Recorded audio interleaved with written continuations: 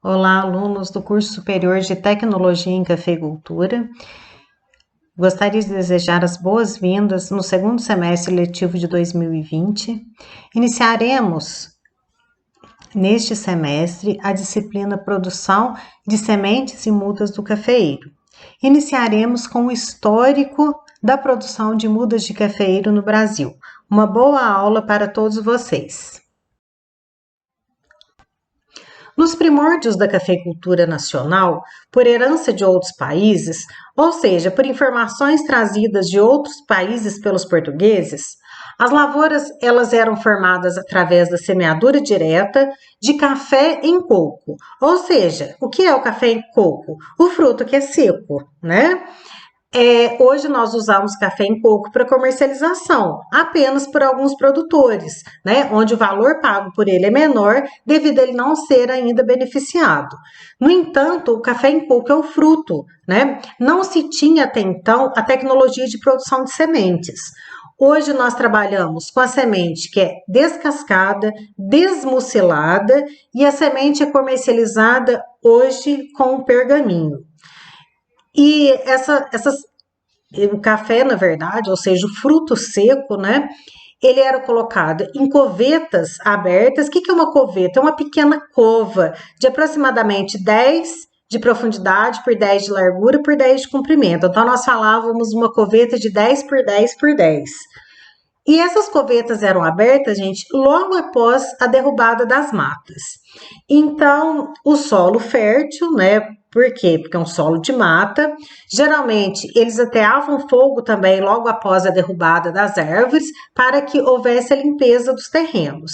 E o que os produtores preocupavam muito era no número de plantas que eram cultivadas e não pela produtividade, ou seja, pela produção por hectare.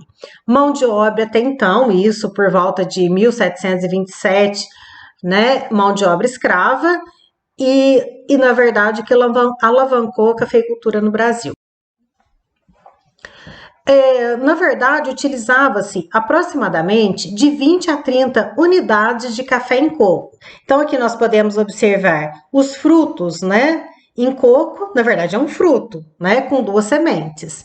Então, na verdade, se utilizavam de 20 a 30 unidades de café em coco, vezes 2 sementes, daria de 40 a 60 sementes por coveta. Agora, vocês imaginam, gente, hoje nós usamos uma planta, né, por cova, né? Hoje a gente não trabalha mais com cova, mas nós utilizamos uma planta só, né? Nem 2, hoje nós não usamos mais. Então, quer dizer, ali, gente, se desenvolviam, vamos por aí com 90% de germinação, né? Seria aí mais ou menos de 36 a 53, 54 plantas por coveta. E posteriormente, pelo número ser excessivo, né? Posteriormente era feito o desbaste dessas mudas que eram nascidas, né? De forma a conduzir de 8 a 10 plantas por cova. Então, quer dizer, gente, quando nós pensamos em uma hoje, de 8 a 12 é um número muito grande. Então, era chamada moita, em covas espaçadas de 3 por 3 a 4 por 4. Então, gente, esse aqui, na verdade, um desenho. Esse aqui já são os colonizadores italianos, né, que vieram para o Brasil no final do século XIX, começo do século XX, né, onde nós podemos observar aqui uma lavoura de cafeeiros, né, parecendo uma moita mesmo, muito diferente do padrão que nós temos hoje de produção. E outro sistema que era bastante usado também, além de coveta, aqui eu coloquei essa foto em saquinho, mas utilizavam muito, gente, eles fazerem uma semeadura prévia embaixo de plantas do cafeeiro ou mesmo em matas, né, nas margens das matas. Então, aquele sombreamento permitia que essas plantas se desenvolvessem melhor. Então, era bastante utilizado também.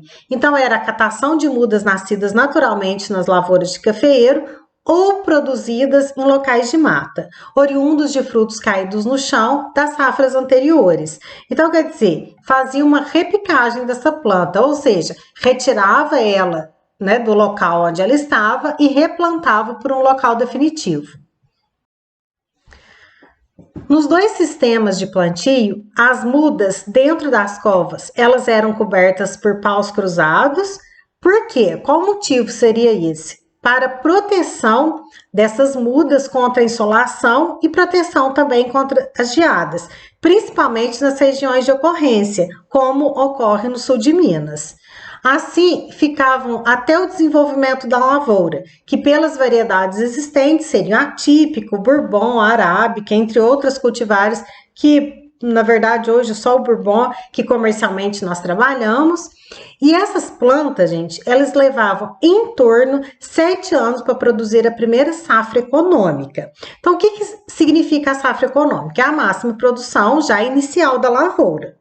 Então, como a produção, seja ela por coveta, ou seja, semeadura direto no campo, ou transplantio daquelas mudas que se desenvolviam embaixo das plantas de cafeeiro, ou nas matas, né? Nas matas eles faziam a semeadura. Essa prática, gente, demorava em média 7 anos.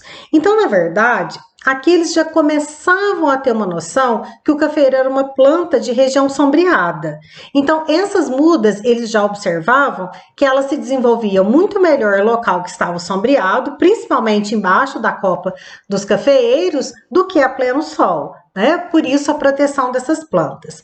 Hoje, gente, a primeira safra economicamente viável é com 4 anos, né? Então, ou seja, gente, é a primeira safra economicamente viável, né? Ou seja, é uma alta produção que o cafeeiro já apresenta. Então, de 7, com esses dois sistemas de plantio, foi reduzido para 4. Então, um ganho significativo na cafeicultura brasileira.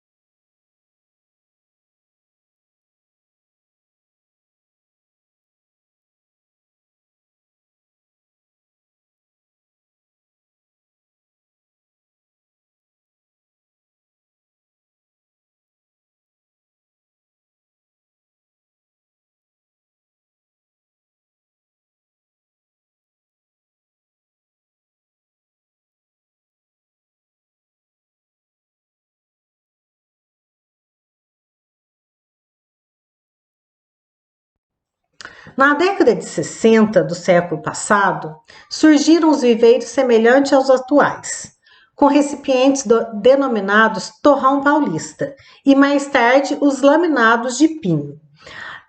Inicialmente com 2 a 4 mudas por recipiente, depois com 1 a 2 mudas oriundas de sementes provenientes de frutos cerejas despolpados e desmucilados. Então, na década de 60, entre 40 e 60, já começaram a se preocupar em separar as sementes oriundas apenas dos frutos cereja, ou seja, aqueles com maior desenvolvimento, com maior capacidade de formar uma muda mais sadia. Então, como nós fazemos hoje, esses frutos eram, na verdade, gente, eram descascados e desmucilados, né? O despolpado é quando nós trabalhamos com o descascamento, logo depois a desmucilagem. E esse torrão paulista, gente, ele nada mais era do que a prensa, né? Se prensava o substrato, principalmente com laminados de pinho, né? Que é o resto de madeira, né? E formava o torrão paulista. E que foi muito utilizado no Brasil, não só na cafeicultura, mas como na fruticultura também, principalmente na citricultura. No torrão paulista, quando a liga da terra com a matéria orgânica era fraca, ou seja, não se formava uma liga perfeita de substrato como se faz hoje, geralmente no transporte, no manuseio ou no plantio dos mesmos, esses desmanchavam, causando a chamada mudas de raiz nua, promovendo enormes perdas ao cafeicultor. Ou seja, na hora de retirar, de transportar esse torrão paulista, corria um sério risco deles desmancharem, formando aqui a raiz nua. Essa raiz nua aqui, gente, dificilmente a planta do cafeeiro consegue sobreviver a nível de campo. Algumas espécies nós conseguimos comercializar tranquilamente com raiz nua, mas não é o caso do cafeeiro.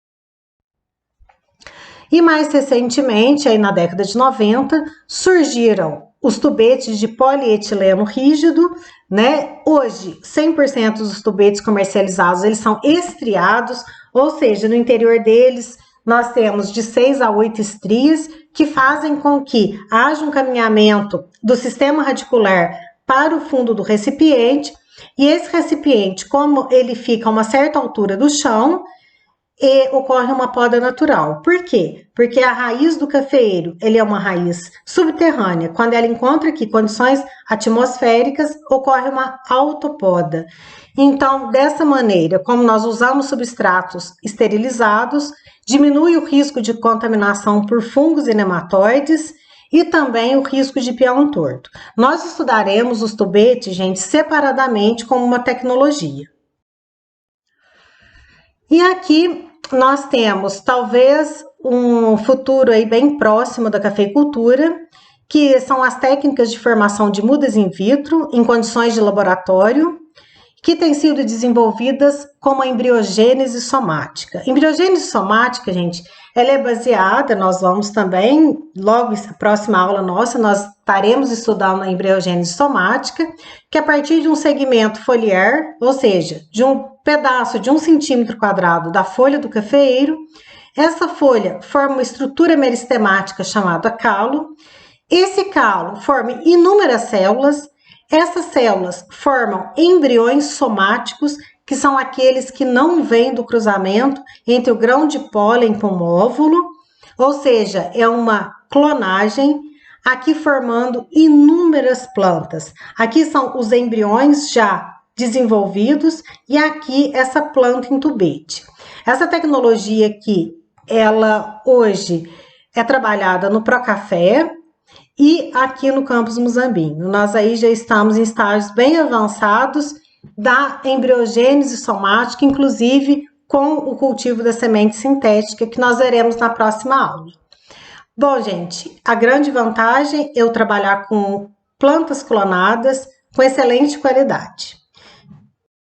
Bom, gente, uma boa semana para vocês, um bom retorno e que nós tenhamos um semestre tranquilo. Muito obrigada pela atenção de vocês e até a próxima aula.